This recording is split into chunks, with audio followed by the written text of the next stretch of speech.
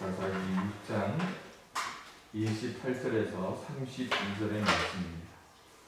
그 성읍 사람들이 아침에 일찍이 일어나 본즉 바알의 제단이 파괴되었으며 그 곁에 아세라가 찍혔고 새로 쌓은 제단 위에 그 둘째 수소를 드렸는지라. 서로 물어 이르되 이것이 누구의 수행인가 하고 그들이 깨어 물은 후에 이르되 요아스의 아들 기드온이 이를 행하였도다. 성읍 사람들이 요아스에게 이르되 내 아들을 끌어내라. 그는 당연히 죽을지니 이는 바알의 제단을 파괴하고 그 곁에 아세라를 찍었음이니라 하니 요아스가 자기를 둘러싼 모든 자에게 이르되 너희가 바알을 위하여 다투느냐? 너희가 바알을 구원하겠느냐? 그를 위하여 다투는 자는 아침까지 죽임을 당하리라. 바알이 과연 신일진데 그의 제단을 파괴하였은즉 그가 자신을 위해 다툴 것이니라 하니라. 그날에 기드온을 여룻바알이라 불렀으니 이는 그가 바알의 제단을 파괴하였으므로 바알이 그와 더불어 다툴 것이라 함이었더라. 아멘. 할렐루야. 우리 옆에 계신 분들과 인사합시다. 하나님이 우리와 함께 하십니다. 사랑합니다. 축복합니다. 예, 오늘은 이 사사기 맥 잡는 성경 강의 사사기에서 몇 번째 사사죠? 예? 5번째 사사. 첫 번째 12명의 사사를 다 읽으라면 그러고, 자, 첫 번째 옴니에, 두 번째 에훗, 세 번째가 삼갈, 네 번째가 여사사 드보라, 그리고 오늘 5번째로 기드온이라는 사사를 보게 되는데, 이 기드온에 대한 분량이 굉장히 많고 또 한 번쯤 다룰 내용들이 참 많은데, 그 중에 오늘 저는 이 기드온에 대한 짧은 사건 하나를 여러분들과 나누면서 기드온에 대해서 함께 나눠보려고 합니다. 여러분, 인생을 살면서 수많은 사람들을 만나 보셨을 거예요. 사람이 바뀌지 않는다라고 우리가 이야기하지만 하나님이 바꾸시면 바꿔지는 게 우리의 인생이 아닐까 하는 생각을 합니다. 왜 그럴까 생각해 봤더니요, 하나님이 함께 하실 때 환경적인 요인으로 인해서 사람이 바뀌어지는 경우가 있더라고요. 그런데 그 바뀌어짐의 차원이 다르죠.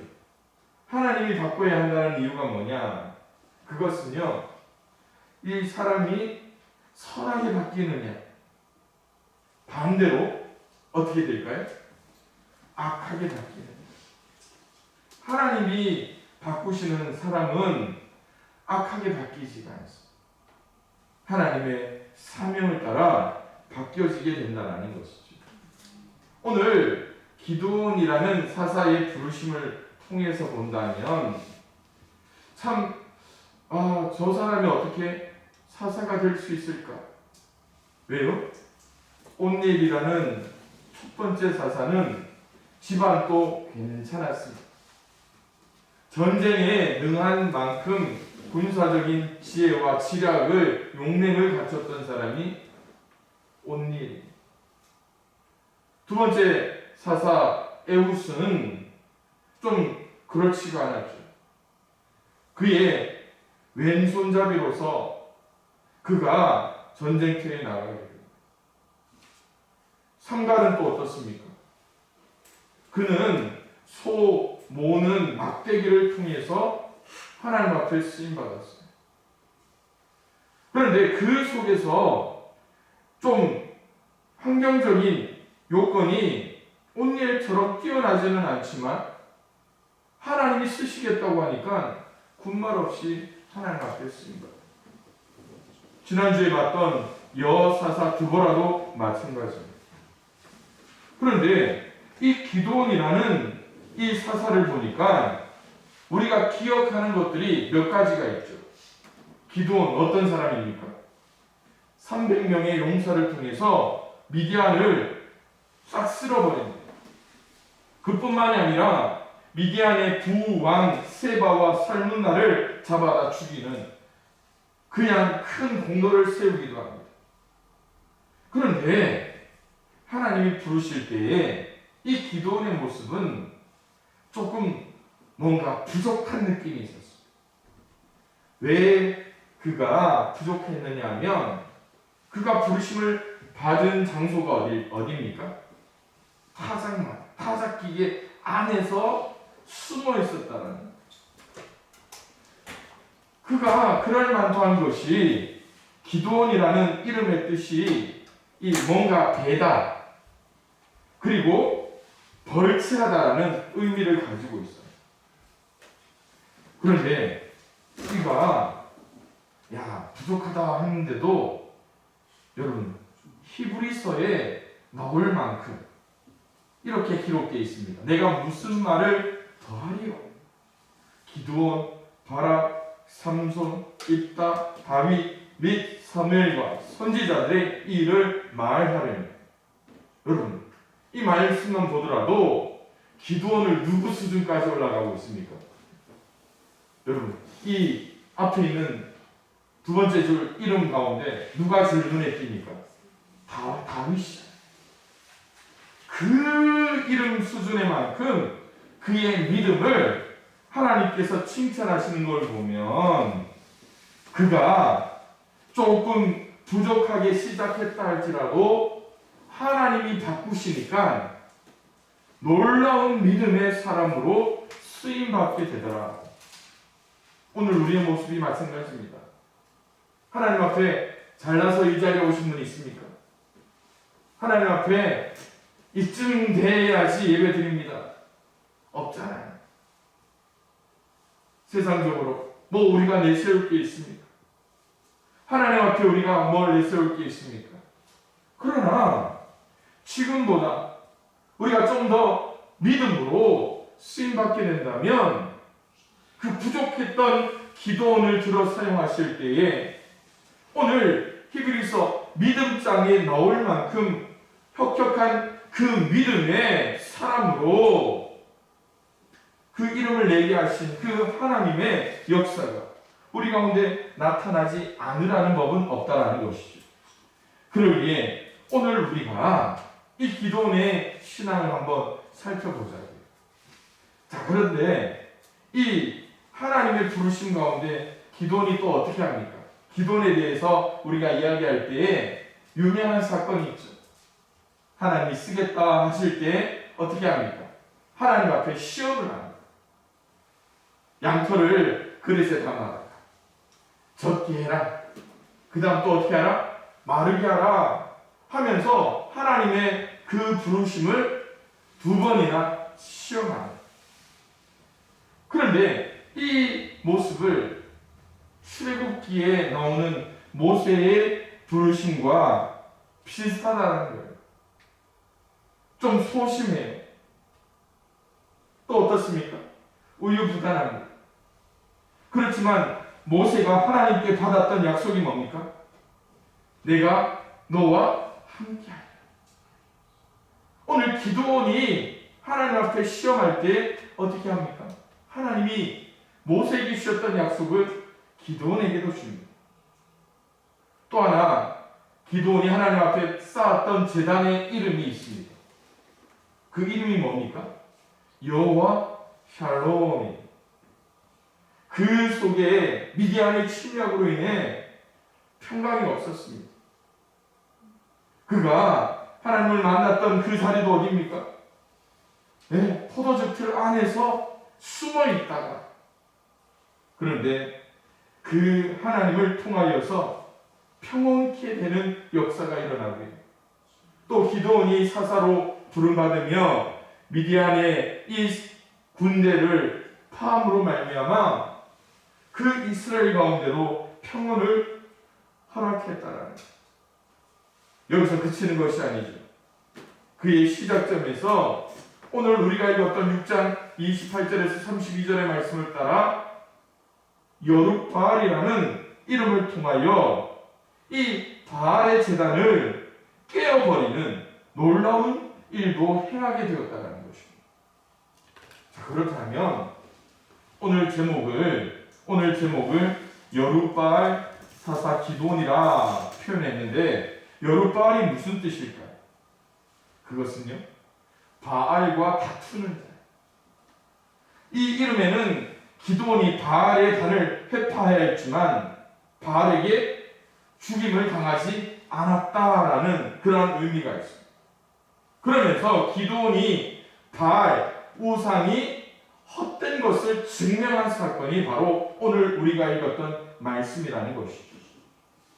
그러기에 오늘 우리가 이 사사 기드온에 대한 말씀을 통하여서 우리의 삶에 하나님이 요구하신 것이 무엇인가, 또 하나님의 구속사야 이 성경 전체의 맥을 잡을 때에 하나님이 우리에게 원하시는 것이 무엇인가를 우리가 함께 살펴보며 나아갈 수 있기를 원합니다.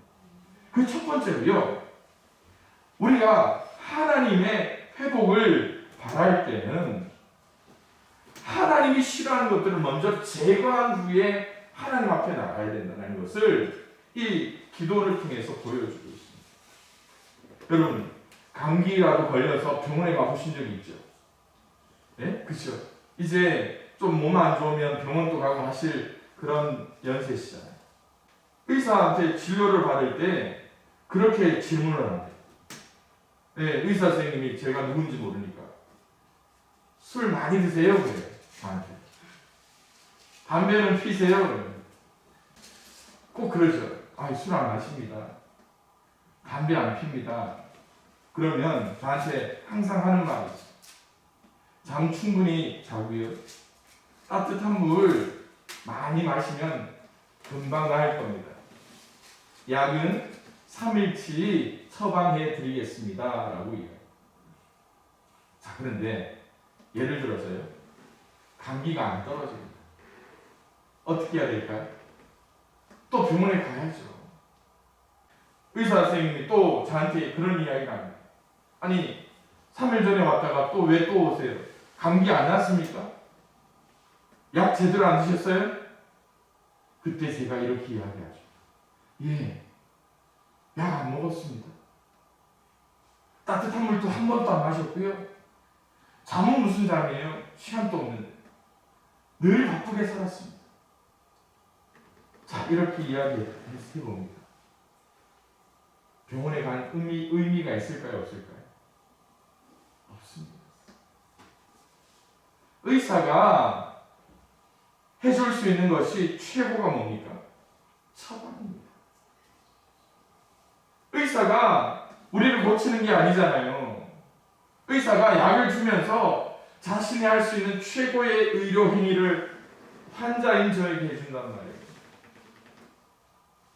그렇다면 내가 의사에게 진료를 받았다면 내가 할 수 있는 일은 그분의 말을 따라 하루에 3번 약 먹고 좀 충분히 쉬면서 따뜻한 물 자주 마시면 빨리 회복되겠죠. 그런데 그것도 하지 않고 또 병원에 가면서 당신 돌팔이 아니에요? 혹시 그렇게 이야기할 수 있을까요? 오늘 우리가 하나님 앞에 나올 때도 마찬가지입니다. 마음속에 5만 가지 생각을 담고 나옵니다. 그뿐입니까? 여러 가지 근심 걱정과 어쩌면 예수님이 져야 했던 그 십자가를 우리는 마음에 품고 나옵니다. 그러면서 우리가 하나님 앞에 기도할 때 뭐라고 합니까? 하나님 주시옵소서. 주시옵소서. 하나님이 바라시는 게 뭘까요? 우리가 달라고 할 때 주시는 것이 하나님의 성품이 아니죠. 우리에게 요구하시는 게 있습니다. 네가 나를 사랑하자. 그 나라와 의를 구하며 하나님께 우리의 포커스를 맞추기 원하는데 우리는 어떻게 합니까? 얼른 나왔다가 주시옵소서 하고 받지도 않고 어떻게 합니까? 집으로 출입나가지. 또 그 다음날 옵니다. 하나님 왜 안 주십니까? 주려고 하는데 우리는 또 어떻게 합니까? 곧장 일어나서 또 갑니다. 우리에게 하나님이 뭔가를 주시고자 하는데 하나님이 요구하시는 것이 있다니까요. 싫어하는 것을 끊어내야죠. 오늘 하나님께서 6장 25절 26절에 기도원에게 주신 말씀이 있습니다. 이스라엘이 이 미디안의 침략에 따라 그들이 압제당하면서 하나님 앞에 원망할 때에 기도원을 통하여서 그 이스라엘 땅에 요구하는 게 있어요.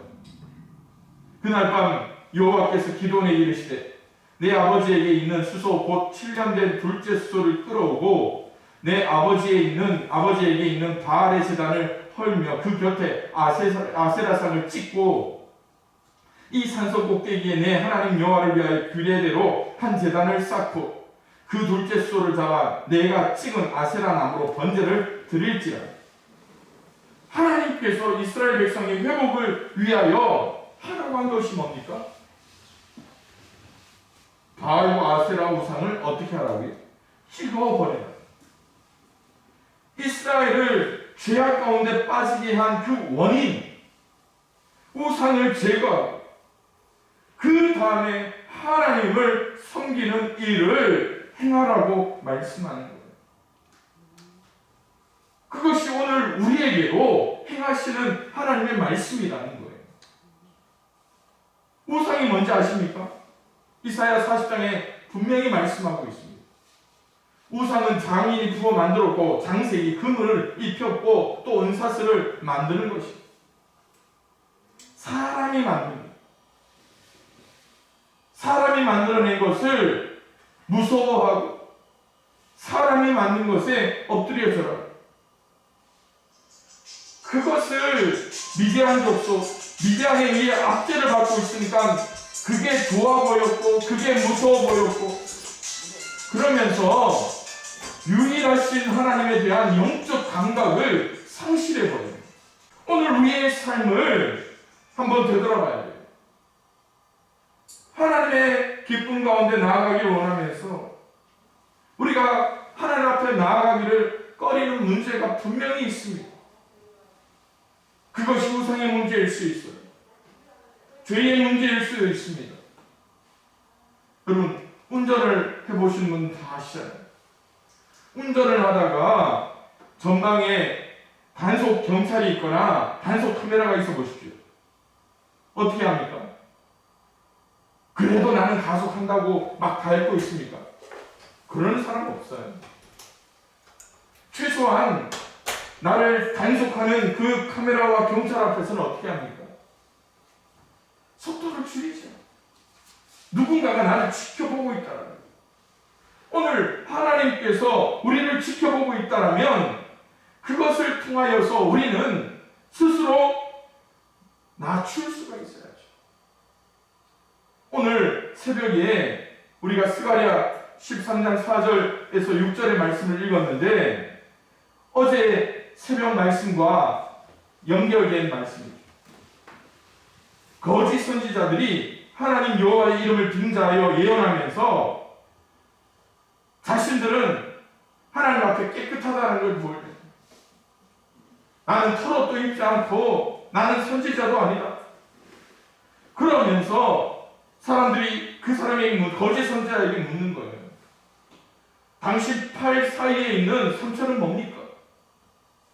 오늘 새벽에 말씀을 통해서 드렸잖아요. 거짓 선지자들이 바알과 아세라 앞에 어떻게 예배를 드립니까? 자기의 몸을 상하게 하기 위해서 채찍과 나무로 자기 몸을 때리는 거예요. 그러니까 팔 사이에 뭐가 생긴다고요? 상처가 생기면서 자신들이 거짓 선지자임에 분명한데도 자신들을 감추는 거예요. 왜 그럴까요? 13장 2절에 이렇게 말씀했잖아요. 그날에 내가 우상의 이름을 이 땅에서 끊어서 기억도 되지 못하게 할 것이다. 거짓 선지자와 더러운 귀신을 이 땅에서 떠나게 할 것이다. 나아가는 우리의 마음과 자세가 어떠해야 되는가? 하나님은 분명히 우리에게 보여주고 있습니다. 누구라도 하나님 앞에 나와 예배하기를 원하죠. 누구라도 하나님 앞에 바로 서기를 원하죠. 그러나 하나님과의 관계를 통해서 볼 때 우리 속에 죄가 있거나 또 다른 어떠한 것들이 나와 하나님 사이에 자리 잡고 있다면 우리는 하나님 앞에 온전히 나가십니다. 하나님을 더 사랑해야 돼요. 하나님보다 더 사랑하는 것을 제거해야 되는 거예요. 오늘 이스라엘의 범죄가 바로 그 문제예요. 그러기에 오늘 여러분들의 삶에서도 오늘 기도원처럼 여룻밤 우리를 하나님 앞에 바로 서지 못하게 하는 그러한 죄의 문제, 우상의 문제들을 제거하며 하나님 앞에 나와 예배할 수 있는 저와 여러분들이 될 수 있기를 소망합니다.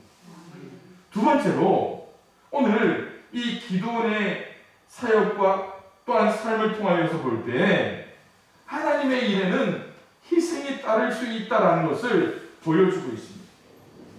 그렇기 때문에 우리가 하나님 앞에 나아가기 위해서 하나님의 일을 감당할 때에 하나님의 힘을 덧입어야 돼요.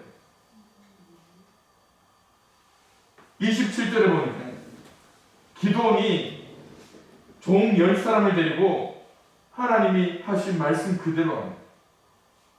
아버지의 가문과 그 20사람들을 두려워하기 때문에 어쩌면 그가 아무도 보지 않는 밤에 그 일을 합니다.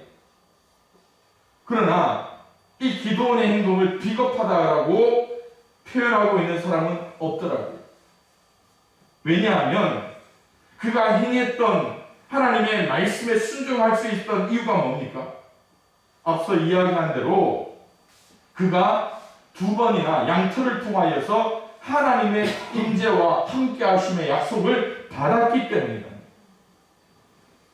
그러나 여러분, 당시 이 기도원 주변의 사람들 한번 생각해 보시기 바랍니다. 바알 우상이 살아있는 신으로 믿고 존중하던 그 신의 사람. 이제 날이 밝으니까 기도원에 의해 무너진 바알의 제단, 기도원에 의해 사라진 아세라 우상, 그것들을 바라보면서 그들의 마음은 한 가지였습니다. 그 일을 행한 사람을 어떻게 한다고요? 처단하기를 원합니다. 그러나 여러분, 오늘 기도원의 아버지가 뭐라고 이야기합니까? 바알이 참신이라면 기도원을 바알이 죽였을 것이다. 그런데 지금 바알이 내 아들을 죽이지 못하고 있잖아요. 여러분, 하나님의 뜻을 행하려면 이런 각오, 이런 희생을 우리는 각오해야 돼요. 무엇 때문입니까? 하나님이 우리 가운데 그 일을 요구하고 있기 때문에. 아브라함의 삶을 한번 되돌아보십시오. 믿음의 조상이라 일컬음을 받기 위해서 그가 행했던 희생이 뭡니까? 본토 친척 아버지 집을 떠나야 했습니다. 심지어 자기의 독자 이삭을 하나님의 제단에 바쳐야 했던 그 시련이 그 가운데 있었잖아요. 다니엘을 보십시오. 다니엘을 음해하는 사람들이 왕의 마음을 움직여서 왕 외에 다른 신에게 절하고 기도하는 일들이 발각되면 사자 우리에 던져놓겠다. 그런데 여러분, 다니엘은 어떻게 합니까? 다니엘은 뜻을 정한 사람,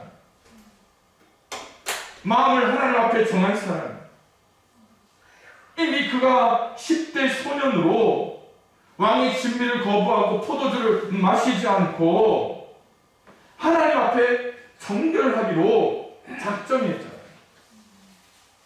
그리고 그 어명이 내려졌음에도 불구하고 예루살렘을 향하여 창문을 열고 하루에 3번씩 기도했다라는 거예요. 사자가 겁나는 게 아닙니다. 그를 바라보는 사람들의 시선이 겁나는 게 아니에요. 하나님의 뜻을 행함에 있어서 희생을 두려워해서는 안 돼요. 우리는 이것을 대가지불이라고 이야기합니다. 믿음의 성도에게도 바로 대가지불이 필요합니다. 십자가를 지는 삶이에요. 많은 사람들은요, 교회를 만병통치약증으로 생각합니다. 아마 이번에 계란을 가지고 마을로 전도해 보신 분들이 들었던 이야기일 거예요. 교회 나가도 병 낫지 않다. 교회 나가도 어려운 일 당하더라. 맞습니다. 믿음 생활하는 것과 환난이 없는 것 아니에요. 하나님이 요구하시는 것은 그것들을 얼마나 지혜롭게 이기고 하나님 중심으로 그것들을 해결해 나가는 거예요. 지난 수요일 드보라의 사건을 통하여서도 드보라의 일이 전쟁의 역사가 아니라고 했잖아요. 에호세의 이야기가 전쟁의 역사가 아니라고 했어요. 산발의 그 역사가 전쟁과 죽임의 역사가 아니라고 했습니다. 그럼 뭐라고 했습니까? 순종의 역사예요. 순종의 역사. 오늘 우리의 삶에서 얼마나 순종하기 위해 뜻을 정하느냐라는 거예요. 그렇습니다. 사랑하는 성도 여러분, 오늘 우리의 삶에 하나님이 기뻐하시는, 하나님이 원하시는 그 가운데에서 순종하며 어떠한 희생이라도 감수함으로 하나님 마음에 합한 자, 하나님의 힘을 덧입어서 이 모든 일들을 감당할 수 있는 저와 여러분들이 될 수 있기를 주님의 이름으로 축원을 드립니다. 마지막으로 이 기도원의 부르심을 통하여서 우리가 바라볼 것이 하나가 있습니다. 그것은 바로 영적 분별력을 통하여서 하나님의 일하심을 바라봐야 된다. 이 일은 누가 했습니까? 기드온이 했어요. 그러나 이 영적인 분별력이 있을 때 우리는 기드온을 통하여 일하시는 누구를 보게 됩니까? 하나님을 보게 됩니다. 우리의 신앙도 마찬가지입니다. 내가 하는 것 같이 또 내가 해야 되죠. 그러나 우리의 신앙에 있어서 가장 중요한 핵심이 뭡니까? 나를 통해서 하나님이 일하신다는 거예요. 미디안의 압제 가운데 가장 어려움을 겪는 사람들이 바로 이스라엘 본인들이었습니다. 미디안 손에 벌써 7년간 압제를 당하고 있었기 때문에 그렇습니다.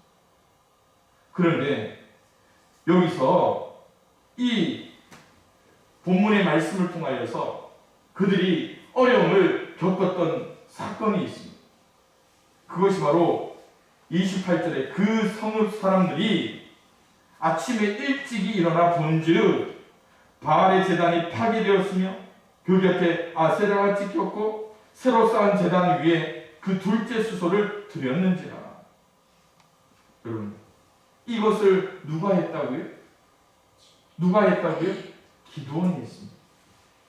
성읍 사람들이 기드온이 한 줄 이제 알게 되는 겁니다. 그런데 아는 것과 믿는 것이 차이가 나요.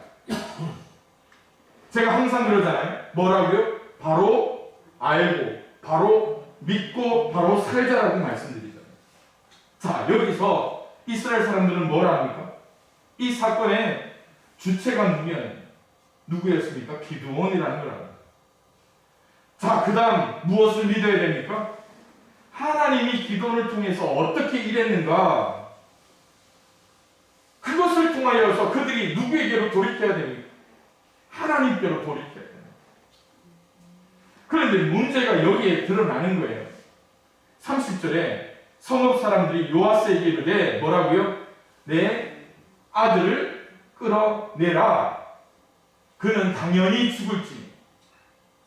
뭐가 없습니까? 분별력이 사라져버렸어요. 기도원을 쓰시고자 하시는 하나님의 뜻을 그들은 깨닫지 못하는 겁니다. 영적 분별력을 상실해버린 사람들이 오늘 우리에게서도 나오게 되는 거예요. 옛말에 그런 말이 있죠. 눈에서 가까우면 마음에서도 가깝고, 반대로 어떻습니까? 눈에서 멀어지면 마음에서도 멀어지는 거예요. 하나님과의 관계를 말씀드리는 거예요. 여사사 드보라를 통하여서 그 땅에 40년간 평강이 있었습니다. 40년간 평강.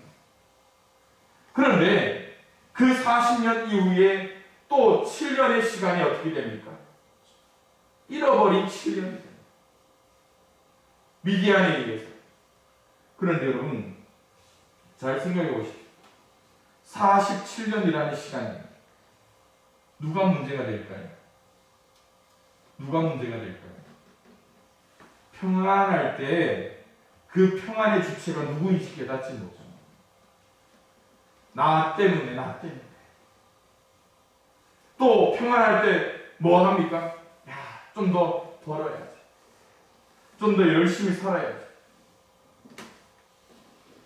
그들의 눈에서 누가 사라지게 됩니까? 하나님이 사라집니다. 그들의 눈에서 멀어지는 하나님, 그들의 마음에서 하나님이 점점 멀어집니다. 여러분, 인생도 마찬가지잖아요. 부모님은 어떻습니까? 자녀들이 많이 보고 싶으시잖아요. 그런데 자녀들은 어떻습니까? 늘 바쁘다고 어떻게? 다음에.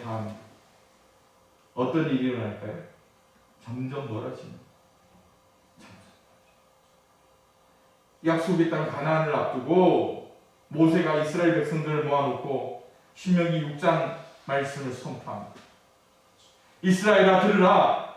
우리 하나님 여호와는 오직 유일한 여호와시니 너는 마음을 다하고 뜻을 다하고 힘을 다하여 내 하나님 여호와를 사랑하라. 오늘 내가 내게 명하는 이 말씀을 너는 마음에 새기고 내 자녀에게 부지런히 가르치며 집에 앉았을 때든지 길을 갈 때든지 누워있을 때든지 일어날 때든지 이 말씀을 강론할 것이며 또 그것을 내 손목에 메어 기호를 삼으며 내 미간에 붙여 표로 삼고 내 집 문설주와 바깥문에 기록할지.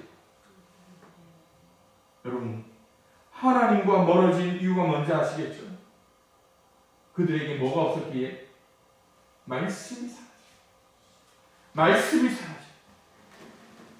말씀을 전하지 않고, 말씀을 가르치지 않고, 말씀을 전하지 않아서 그들에게서 점점 분별력이 사라지며 그 사라진 하나님만큼 세상의 우상이 그 마음속에 들어오게 됩니다. 여러분은 괜찮으십니까? 여러분 똑같이 느끼시죠? 말씀 읽고 쓰고 예배 생활 열심히 해보십시오. 내 마음이 충만하죠. 그래도 우리는 착각해요. 충만해야지 그 말씀 생활할 것 같죠? 아닙니다. 영적 분별력이 상실해버리면 이렇게 된다니까요. 지금이라도 하나님의 말씀을 가까이 두고 말씀대로 살아가려고 노력하고 우리 중심에 하나님이 자리 잡게 된다면 어떠한 것들이 몰려와도 영적으로 경복이 있어요. 이스라엘 백성은 어떻게 합니까? 기도를 끌어내라는 거예요. 기도를 끌어내라. 누가 참신인지도 모르는 거예요. 하나님께서 그 조상들을 광야에서 어떻게 인도해냈는지 모르죠. 여러분, 집을 한 2달만 비워보세요. 어떻게 될까요? 깨끗한 집이라 하더라도요, 2달만 비워주면 그 속에 벌레가 주인처럼, 시골이니까 쥐가 들락날락하면서 어떻게 할까요? 주인 또 이제 2달, 3달 지나가면 그 집에 들어가기 싫어요. 하물며 우리 이 하나님의 집, 하나님의 영 성령이 너희 가운데 거하시는 줄 너희가 알지 못하는. 그런데 이 마음속을 분별력 없이 말씀으로 비워두고, 기도하지 않고 비워두고, 오늘 이스라엘 백성처럼 우상을 내 마음에 모셔보십시오. 어떻게 될까요? 그러기에 오늘 이 영적 분별력을 잃어버리면요, 하나님의 뜻인데 그것들을 깨닫지 못해요. 반대로 영적 분별력이 사라져 오십시오. 하나님의 뜻이 아닌데도 하나님의 뜻으로 믿고 행동하는 어리석음이 우리 가운데 나타납니다. 그러기에 오늘 우리의 신앙을, 오늘 기도원이 있던 그 시대를 바라보면서 회복되어야 됩니다. 바알과 아세라를 통하였습니다. 자신을 맡길 수가 없습니다. 바알과 아세라 앞에 가정을 맡겨서 안 됩니다. 바알과 아세라 앞에 우리 자녀들의 인생을 걸어서는 안 됩니다. 사사시대가 그렇기 때문에 자기의 소견에 옳은 대로 행했던 시대입니다. 그러기에 저는 오늘 말씀을 보면서 이 말씀을 함께 나누고자 합니다. 함께 읽어볼까요? 시작. 하나님께 가까이 함이 내게 복이라. 내가 주 여호와를 나의 피난처로 삼아 주의 모든 행적을 전파하리. 할렐루야. 오늘 우리에게 가장 큰 복이 무엇이? 하나님께 가까이 하는, 하나님의 내 삶의 주인 되는, 하나님 내 인생의 동반자가 되는 것, 하나님이 내 삶의 피난처가 되는 것, 그 은혜가 우리 속에 나타나야 된다. 그러므로 하나님의 회복을 바랄 때 하나님이 싫어하는 것이 무엇인가? 하나님 앞에 내어놓읍시다. 하나님의 일을 행하며 희생을 각오하며 하나님의 힘을 덧입을 수 있기를 바랍니다. 마지막으로 영적 분별력을 통해서 하나님의 일하심을 바라보는 우리 양평 가족들이 될 수 있기를 주님의 이름으로 축원을 드립니다.